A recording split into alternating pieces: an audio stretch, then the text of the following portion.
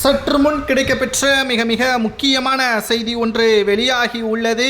Sketch போட்டு கொடுத்த ஆளுநர் RN ரவி, ஒட்டுமொத்த அதிகாரங்களும் ஸ்டாலினுக்கு பறிபோகுமா?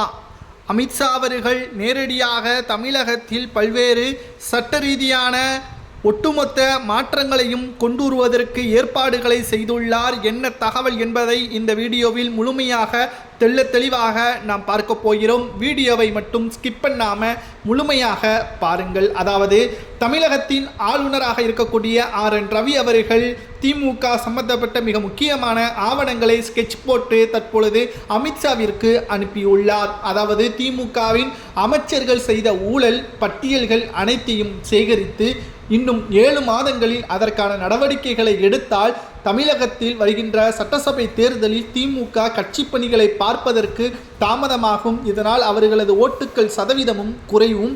திமுகவின் அமைச்சர்கள் கைது செய்யப்பட்டால் இது மேலும் எதிர்க்கட்சியினர்களுக்கு சாதகமாக மாறி திமுகவிற்கு கடுமையான எதிர்ப்பாக இது பார்க்கப்படும் என்று ஆளுநர் RN ரவி அவர்கள் நேரடியாக அனைத்து ஆவணங்களையும் சேகரித்திருப்பதாக தகவல்களும் தற்பொழுது கிடைக்கப்பெற்றுள்ளது.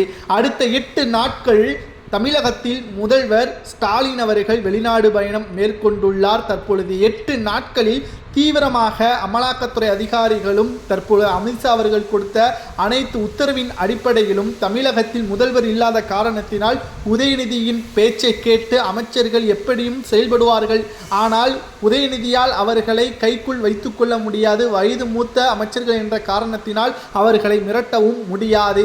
இதனால் தமிழகத்தில் தற்பொழுது இந்த 8 நாட்களில் அமித்ஷா அவர்கள் கொண்டு வரக்கூடிய மிக முக்கியமான மாற்றங்களால் திமுகவிற்கு மிகப்பெரிய ஒரு மாற்றங்களும் அமைச்சர்களுக்கு சிறையும் என்ற தகவலும் தற்பொழுது கிடைக்கப்பெற்றுள்ளது.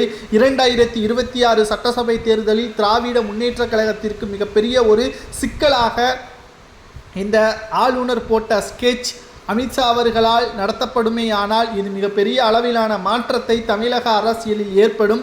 2026 சட்டசபை தேர்தலில் அமித்ஷா அவர்கள் நெல்லையில் கூறியது போல் உதயநிதியை அடுத்த முதல்வராக நாங்கள் ஆக்கிவிட மாட்டோம், தமிழகத்தில் எடப்பாடி தான் அடுத்த முதல்வர், பாஜக கூட்டணி தான் ஆட்சியை அமைக்கும் என்பதற்கேற்ப அமித்ஷா அவர்கள் பேசியதையும் நம்மால் பார்க்க முடிகிறது. தற்பொழுது ஆளுநர் RN ரவி அவர்கள் அனைத்து ஆவணங்களையும் அமித்ஷாவிற்கு அனுப்பிவிட்டதாகவும் இன்னும் ஒரு சில நாட்களில் தமிழக அமைச்சர்கள் வீட்டில் மீண்டும் சோதனைகள் நடத்தப்படும் என்ற தகவலும் கிடைக்கப்பெற்றுள்ளது. அமித்ஷா அவர்களது இந்த திட்டம் சரிதானா அல்லது அரசியல் பழி நோக்கத்துடன் அமித்ஷா அவர்கள் இதில் செயல்பட்டு வருகிறாரா என்பதை உங்களது கருத்துக்களை மறக்காம கமெண்ட் வாயிலாக கூறுங்கள். இதுபோன்ற அரசியல் செய்திகளை தெரிந்து கொள்ள நமது சேனலுக்கு சப்ஸ்கிரைப் மட்டும் பண்ணிருங்க.